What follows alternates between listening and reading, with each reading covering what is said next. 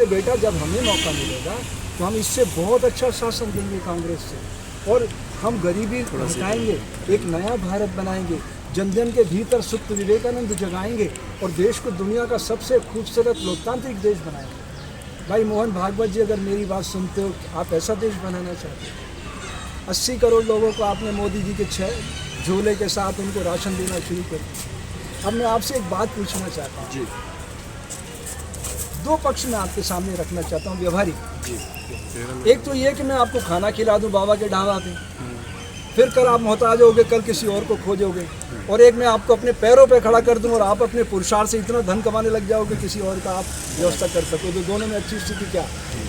अपने पैरों पे खड़ा होना। आप तो सिख पंथ से आते हैं, सिख पता क्या कहते हैं? प्रकृति से प्यार करो, पुरुषार्थ करो, नाल वंड चखो, दुनिया में कोई भूखा नहीं रहना चाहिए। ये सिख पंथ कहाँ से आया? 5 प्यारों के बलिदान पे इस पंथ को खड़ा किया गया। इतनी सबसे नया पंथ है सिख पंथ। इतना तेजी से क्यों फैल गया? क्योंकि वहाँ को ऊंच नीच नहीं है, बराबरी का, सबको एक साथ जाजम पे बैठ के खाने। तो वो पंथ आगे बढ़ेंगे, वो राजनीतिक दल आगे बढ़ेंगे जो नई सोच पैदा करेंगे। मैं ये नहीं कहता कि आप कांग्रेस के या बीजेपी के विरोध में या पक्ष में खड़े हो, मैं किसी राजनीतिक दल का प्रचारक नहीं हूँ। ये मैं साफ साफ कहना चाहता हूँ, मैं एक साधु हूँ और मेरा धर्म है समाज को जगाना, यही मेरा धर्म है। इस धर्म से मैं विमुख नहीं हो सकता। तो मेरा धर्म किसी नरेंद्र मोदी या राहुल गांधी या किसी कपिल सिब्बल का प्रचार करना बिल्कुल नहीं। मैं सत्य का पथिक हूँ। जो भी गलतियाँ देखूँगा, मेरी कोशिश होगी कि मैं समाज के सामने सच लाने की कोशिश करूँ। मैं साफ साफ कहना चाहता हूँ, ये एकदम साफ कह रहा हूँ कि भारत में अभी तक हम एक कदम भी लोकतंत्र की दिशा में नहीं चल पाए, एक कदम भी। जिस दिन भारत के लोग भारतीय संविधान का पहला पेज पढ़ेंगे, हम भारत के लोग भारत को एक संपूर्ण प्रभुत्व संपन्न लोकतंत्रात्मक गणराज्य, लोकतंत्रात्मक, अब ये राजशाही की ओर देश को ले जाने की साजिश चल रही है। अगर आप चाहते लोकशाही आए, मैं सोशल मीडिया से प्रार्थना करता हूँ, समाज को जगाइए कि ये बड़ा काम है अपने पैरों पे खड़ा होना। उसके लिए आईक्यू पे काम, मीडिया की तो आवाज़ दबा रहे हैं, उसके लिए आईक्यू पे काम करना है। देखिए कितनी भी आवाज़ दबा दी जाए, आप भारत में अपनी ताकत दिखा सकते हो। गौतम अडानी का यहाँ कोई नामो निशान नहीं था ना, इतना बड़ा स्कैम करने के बाद, लेकिन विदेशों से आई ना, और एक रात में क्या हुआ, शेयर कहाँ से कहाँ खिसक गए। अब वापस उसको रीमेक करने की, रिकवर करने की प्लानिंग की जा रही है। क्यों प्लानिंग की जा रही है? सच्चाई सामने क्यों नहीं आने देना चाहते? कोर्ट ने क्या कहा? बैठा दी ना समिति, जांच करके बताइए। अब कोर्ट भी अगर पंगु हो जाएगी तो फिर आप न्याय कराने किसके पास? आप फिर तो सारे, देखिए भारतीय संविधान 3 पिलर पे खड़ा है, कार्यपालिका, व्यवस्थापिका, न्यायपालिका। कार्यपालिका जो होती है, आपके हमारे वोट से चुने गए लोग, एमएलए मुख्यमंत्री चुनते हैं, एमपी प्रधानमंत्री, ये सारी शक्ति वहाँ केंद्रीय की, राइट। व्यवस्थापिका होती है आईएएस, आईपीएस, आईआरएस, जो यूपीएससी के थ्रू आते हैं। ये मुखौटा होते हैं सरकार का। वो सरकार जो भी योजना बनाती है उसको ज़मीन पे लाने का काम और उसको मॉनिटर करती है न्यायपालिका। अब न्यायपालिका अगर पंगु हो जाएगी तो फिर देश का संविधान कहाँ बचेगा? तो संविधान को बचाने की लड़ाई। तो फिर प्रधानमंत्री क्यों डर रहे हैं? नाम भी नहीं ले सकते। वो प्रधानमंत्री है ही नहीं। मेरी निगाह में उस दिन गिर गया था वो, जिस दिन 2019 में उसने कहा कि आप लोग मुझे देखो, मेरे कैंडिडेट मत देखो। उसी दिन उसने ओवर रूल कर लिया था कॉन्स्टिट्यूशन को। जो कॉन्स्टिट्यूशन से बाहर जाएगा, फिर वो चाहे राष्ट्रपति हो, प्रधानमंत्री हो, चीफ जस्टिस हो। आपको याद होगा किसान आंदोलन में मैंने chief justice of India Arvind Bobde को बेवड़ा बोला। ये वीडियो वायरल है, यूट्यूब पे चेक कर सकते हो। बेवड़ा का मतलब होता मराठा में शराब पीने में। Chief justice of India working में था वो, 1 सेकंड में मुझे उठा सकता था वो अगर मैं गलत होता हूँ।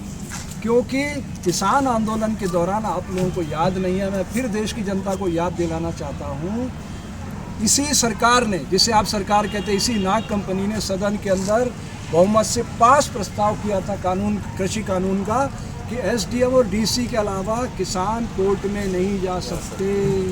कोर्ट को अलग कर दिया था। तब हमारा अरविंद बोबड़े ब्लैक डॉग पी के सोता रहा। तब मैंने उससे कहा, बेवड़ा अपनी नैतिकता जगा नहीं जगा सकता तो घर जा रिजाइन करके। लेकिन मैं देश की न्यायपालिका से बहुत उम्मीद करता हूं कि निश्चित जागेगी। हम सबको अधिकार है। मान लो अगर मैं कोई गलत बात कह रहा हूं तो मेरे खिलाफ आपको भी अधिकार है एफआईआर करने।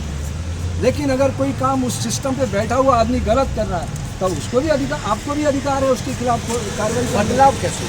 बदलाव करने के लिए एक ही तरीका IQ लेवल पे काम किया जाए, समाज को वोट की शक्ति से परिचित करवाया जाए। सारी शक्ति आपके हाथ से फिसल रही है, कोई जिंदाबाद मुर्दाबाद करने की जरूरत नहीं। अगर मेरी बात मानो तो जितनी पार्टियां आपके क्षेत्र में चुनाव लड़ती है, इतने बिल्ले तैयार रखो। जो भी पार्टी के लोग आपके पास प्रचार के लिए आए वो बिल्ला लगा दो कंधे पे और उसी की जिंदाबाद बोलो। जो भी आए, हर व्यक्ति को अपना एक, जितने आपके क्षेत्र में चुनाव लड़ रहे हैं MLA के MP के, उतने बिल्ले बनवा लो, आप उनसे ले लो। और जो भी आए किसी भी पार्टी का, कांग्रेस वाला आए तो पंजा, कमल वाला आए तो फूल, BSP वाला आए तो हाथी, समाजवादी पार्टी वाला आए तो साइकिल, मतलब जो जिस पार्टी का सिंबल है लगा लो। जिंदाबाद कांग्रेस, जिंदाबाद भाजपा, जिंदाबाद समाजवादी पार्टी, जिंदाबाद बहुजन समाज पार्टी, जिंदाबाद, सबका जिंदाबाद बोलो, किसी का मुर्दाबाद नहीं बोलना है। लेकिन जब बूथ में जाओ तो आत्मा से एक बार पुकार करो कि मैं किसको वोट दूं। जो सच्चा प्रतिनिधि बनकर मेरे क्षेत्र में जो भी पार्टी घोषणा पत्र लाई है, इस घोषणा पत्र को जमीन पर उतार सकता है वो कौन है इनमें से? अपनी आत्मा से पूछो। आत्मा बोले कि ये बच्चा वाकई में ईमानदार है, चरित्रवान है, इसे मैं व्यक्तिगत जानता हूँ, उस पर ठप्पा लगाओ, EVM पे दबाओ बटन। EVM पे तो सवाल उठा है, EVM पे भी सवाल उठा लेते हैं। EVM पे सवाल है तो मैं ये कहता हूँ बेटा, समय के पहिए को पीछे नहीं घुमा सकते आप। जब मैं मोबाइल से पेटीएम से पैसा चेंज करता हूँ, UPI से ट्रांसफ़र करता हूँ, भीम ऐप यूज़ करता हूँ, मत का दान क्यों नहीं कर सकता? दो चीज़ों पे मैं यहाँ कहने आया हूँ। मैंने ये आज उनको दिया है, कपिल भाई के लिए मैं लाया हूँ एक लेटर। उस लेटर में मैंने साफ साफ लिखा, सिर्फ दो चीज़ों पर ये फोकस है मेरा, कपिल सिब्बल को मैंने लेटर लिखा। उस लेटर में मैं यही कहना चाहता हूँ, अगर आप एक लॉयर हैं, आप मोबाइल से मतदान का अधिकार और नोटा को प्रत्याशी का दर्जा दिलवा सकते हो, तो आप भारतीय समाज के लिए महात्मा गांधी की तरह काम कर सकते हो। वन टाइम इन्वेस्टमेंट है ये वन टाइम इन्वेस्टमेंट है।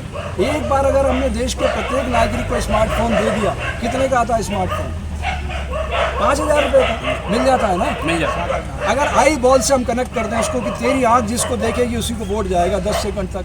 और हमने ट्रेनिंग दे दी IT के, 14 लाख बच्चे भारत में हैं, इंफॉर्मेशन टेक्नोलॉजी के इंजीनियर 14 लाख है भारत में। इन सबको रोजगार मिलेगा, एक नए भारत का निर्माण होगा। जब डिफेंस का सिस्टम हैक हो जाता है तो फिर ये कैसे नहीं हो सकता? सवाल ये है, आप एक बात बताइए, आपके पैसे से बड़ा है क्या मत का दान? हाँ बड़ा है।